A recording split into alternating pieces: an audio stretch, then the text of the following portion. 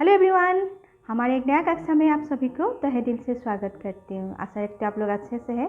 आप लोगों को पता ही होगा, हम लोग यूजीसी नेट जो म्यूज़िक पेपर है उसका सिलेबस डिस्कस कर रहे हैं। अभी तक हम लोगों ने फर्स्ट और सेकेंड यूनिट ऑलमोस्ट कंप्लीट कर चुके हैं और अभी थर्ड यूनिट चल रहे हैं। उसका भी ऑलमोस्ट ख़त्म होने को आई, थोड़ा बहुत बाकी है, उसको हम जल्द ही कंप्लीट कर देंगे। और आप लोगों को ये बात बताती हूँ कि ये हम जो ये कवर कर रहे हैं सिलेबस, ये CBSE NCERT बाकी बी म्यूज़ एम म्यूज़ का भी सिलेबस के साथ ऑलमोस्ट सिमिलर है, तो आप लोगों के लिए भी ये बेनिफिशियल होगा। तो आप लोग इसको प्लेलिस्ट में जाकर म्यूज़िक थ्योरी जो पार्ट है, अब प्रीवियस जो क्लासेस है उसको आप लोग चेक कीजिएगा। आप लोगों के लिए भी ये बेनिफिशियल होगा, मतलब PGT KBS स्टूडेंट को भी ये हेल्पफुल होगा। आइए आज शुरू करते हैं। हम कुछ जानने के लिए जो लेफ्ट पोर्शन है उसका कवर करने के लिए कोशिश करेंगे। आज हम थोड़ा बहुत ललित कला के बारे में जानने के लिए प्रयास करेंगे। जो गायन वादन नृत्यंग, हम लोग ये जो उसके जो तीन मिलाकर गायन वादन तरंग नृत्यंग मुर्शते ये संगीत कहलाते हैं। हम लोगों ने पहले ये डिस्कस किया था और आज हम जानेंगे जो ये कला है, ये कला में नृत्य, संगीत और डांस ये तीनों ही रहते हैं। जो वाद्य ये तीनों ही रहते हैं, ये तीनों मिलकर ही एक कला बनते हैं। ललित कला वास्तव में कलाओं का समूह है जिसके द्वारा एक्चुअली जो कलाकार है अपनी बात श्रोता के समक्ष रखते हैं और श्रोता के बीच सामने लेके आते हैं और अपने भाव को प्रकट करने के लिए प्रयास करते हैं। और इसके द्वारा जो श्रोता है, दर्शक, ये आप्लुत होते हैं, उसका मनोरंजन होता है इसके द्वारा। तो ललित कला के द्वारा कलाकार अपने जो विचार, अपने भाव को प्रकट करने के लिए प्रयास करते हैं। ललित कला ये जो है ये मूलतः 100 कला के बारे में इसमें प्राधान्यता दिया हुआ है। 64 कलाएँ आप लोग शायद सुने भी होंगे। लोग कहते हैं जो कलाएँ हैं 100 कलाएँ हमें मिलते हैं, सुनने में भी मिलते हैं।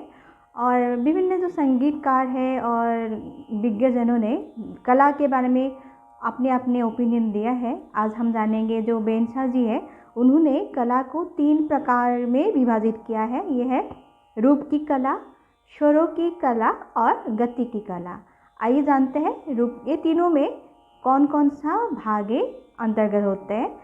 उनके अनुसार, जो बेंसा जी के अनुसार, रूप की कला के अंतर्गत चित्र, मूर्ति और वास्तुकला इसके अंतर्गत आते हैं उनके अनुसार।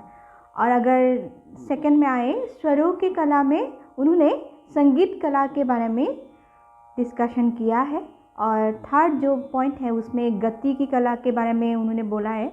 इसमें गति की कला में नृत्य जो कला है उसके बारे में बेंसा जी ने उल्लेख किया है। और ऐसे तो 100 कला है ही, आप लोगों को ये पता ही होगा। ये जो ललित कला है ये हम कह सकते हैं सारी कलाओं का मिश्रण है, ऐसे कह सकते हैं। जैसे गीत, नृत्य, वाद्य, काव्य और जितने सारे जो 100 कला है इसके सम्मिश्रण हम ऐसे कह सकते हैं। सारे सब मिलकर ही ललित कला बनते हैं। ललित कला से हमें क्या क्या सुखद अनुभव होते हैं हम ये भी जान लेते हैं। आइए हम कह सकते हैं एक कला से सांस्कृतिक विकास होते हैं, लोग एकजुट होते हैं। कोई अगर फंक्शन है, कोई गेट टुगेदर है, हमारे जो भारत एक धरोहर हम कह सकते हैं, संस्कृति का जो धरोहर है, इसमें कितने सारे ओकेजन हैं आप लोगों को ये पता ही है। एक भारतीय होने के नाते आप लोगों को ये पता है हम कितने त्यौहार मनाते हैं, कितने सांस्कृतिक पर्व मनाते हैं।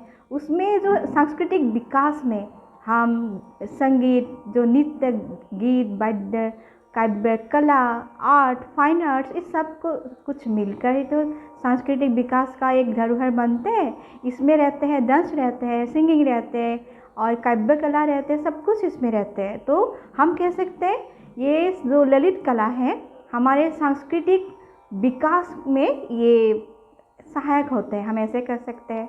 उसके बाद हम कह सकते हैं जो मानसिक जो हमारे आवश्यकता है, हमें क्यों चाहिए, हम म्यूज़िक क्यों सुनना चाहते हैं, इससे हमें सुखद अनुभव होते हैं, आत्म तृप्ति होते हैं ना। जब भी हमें जो फ्री टाइम मिलते हैं हम कुछ मूवीज़ देखते हैं, कोई गाना सुनते हैं, किसी को अगर डांसिंग में रुचि है वो डांस करते हैं, किसी को पेंटिंग में, फाइन आर्ट में रुचि है, वो आर्ट करते हैं। जो भी हो, काव्य कला की हम सहाय लेते हैं। हमारे साहित्य जो चर्चा का, उसमें हम सहाय लेते हैं। हमारे जो मन की विचार, मन की अनुभव, उसको हम एक जरिया ढूंढते हैं उसको प्रकाश करने के लिए। ये हो सकते हैं हम श्रोता के समक्ष रखते हैं, और कह सकते हैं पाठक के समक्ष हम रखते हैं, और एज ए लेखक और ऑथर करके हम सामने प्रकट करने के लिए प्रयास करते हैं। इसका एक, ये सभी जो ललित कला है, एक हमारे मनुष्य के लिए एक जरिया ही है। और हम कह सकते हैं हमारे जो आत्मिक जो आनंद, इसके विकास में भी ललित कला हमें बहुत ही सहायक होते हैं। क्योंकि अब प्राचीन काल से ही देखिए, हमारे जो चित्रकला है, मंदिरों में जो धरोहर बचे हुए हैं, मूर्ति कला, जहाँ भी देखें चारों तरफ, अगर हम भारतवर्ष के जो नागरिकों के ये उदाहरण हम देते हैं, भारतवर्ष के आप भिन्न प्रांत में चले जाइए, जहाँ भी देखें चारों तरफ आपको ललित कला ही देखने को मिलेगा चारों तरफ। ये डांस फॉर्मेट में हो सकते हैं, सिंगिंग के फॉर्मेट में हो सकते हैं, कहीं आप कविता पढ़ लीजिए उसमें आपको मिल जाएगा, कहीं आप अगर आप जो जोड़ा लगाते हैं, लड़कियां जो महिलाएं फूलों की जोड़ा लगाते हैं, उसमें ही आपको कला ही तो निहित है। और हाथों में मेहंदी लगाते हैं, ये सब तो कला ही तो है। अगर आप कोई कहीं पे मूवीज़ देख रहे हैं, ये भी कला के अंतर्गत तो है। तो आइए, अभी कितने सारे सुखद अनुभव होते हैं ये ललित कलाओं से, है कि नहीं। तो आइए जानते हैं जो ललित कला का जो विभाजन है, इसको 5 प्रकार में विभाजित किया है। विज्ञजनों ने ये करके गए हैं। तो इसको जो विभाजित किया है, इसको चित्रकला, मूर्तिकला, वास्तुकला, संगीत कला और काव्य कला, ये मूलतः 5 प्रकारों में विभाजित किया गया है।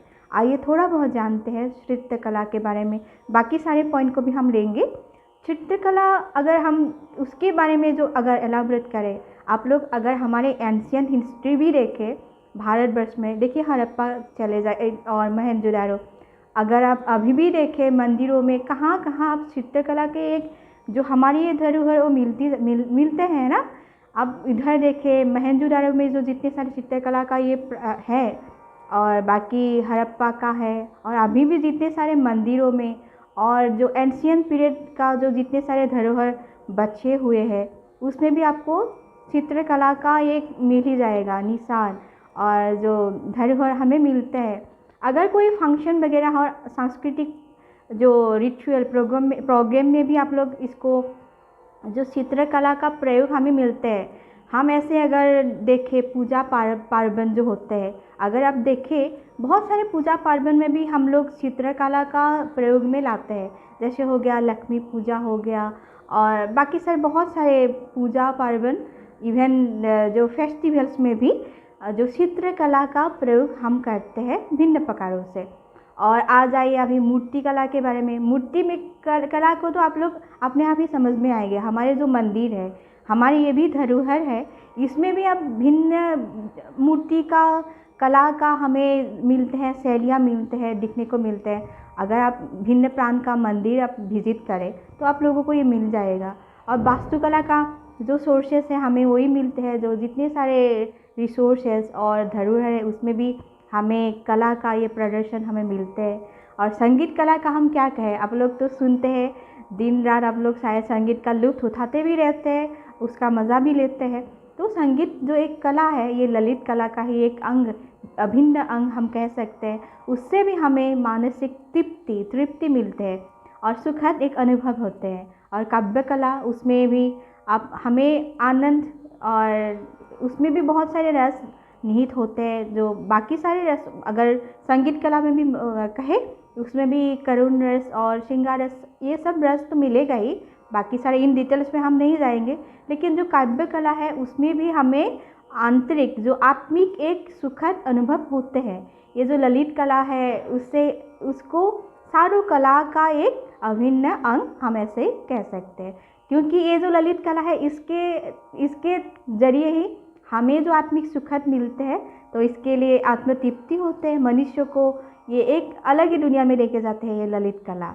तो आज के क्लास में हम लोगों ने ललित कला के बारे में जाने और जो इसके विभाग है, चित्रकला, मूर्तिकला, वास्तुकला, संगीत कला और काव्य कला के बारे में भी जानें। इसके बहुत सारे रिसोर्सेस बहुत सारे हैं, आप लोग अगर देखना है उसको इन डिटेल्स में आप लोग थोड़ा चेक कर लीजिएगा।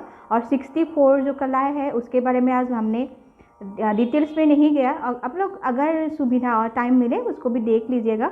जो गीत, नृत्य, वाद्य कला और बाकी सारे आर्ट फॉर्म, फाइन आर्ट्स, ये सब कुछ मिलकर ऐसे 100 से कलाएँ हैं। इसके बारे में आप लोग थोड़ा बहुत देख लीजिएगा, क्योंकि एक क्लास में, मैं पहले भी बोली हूँ, एक क्लास में सब कुछ समेट लेना ये मुमकिन नहीं है, टाइम का भी ये है। तो आप लोग इसको थोड़ा बहुत देख लीजिएगा। लेकिन मैंने जितने हो सके एग्ज़ाम ओरिएंटेड करके इसको डिस्कस कर ही दिया। जैसे एग्ज़ाम में आते हैं ऐसे आप लोग के समक्ष मैंने रखने के लिए कोशिश किए हूँ। आशा रखूँगी आप लोग के लिए बेनिफिशियल होगा। तो आज के लिए इतने तक ही रखते हैं क्लास को, कल मिलेंगे। और एक आज तो हमारे जो यूनिट 3 ये कंप्लीट ही हो गया। आप लोग उसको थोड़ा बहुत MCQs कोशिश कीजिएगा और प्रीवियस ईयर्स का क्वेश्चन आप लोग देखिएगा। अगर आप जो मैंने जो प्लेलिस्ट बनाए हुए हैं उसमें चेक करके प्रीवियस क्लासेस आप लोग चेक करते रहेगा। और रिवीजन बहुत नीडेड है, रिवीजन करते रहेगा। और जितने हो सके आप लोग MCQs सोल्व करने के लिए प्रयास कीजिएगा। ये आप लोगों के लिए बेनिफिशियल होगा, क्योंकि एक टॉपिक के ऊपर आपका कैसा कमांड है, इससे ही आपको एग्ज़ाम में थोड़ा बेनिफिशियल होगा, आपके लिए बेनिफिशियल होगा।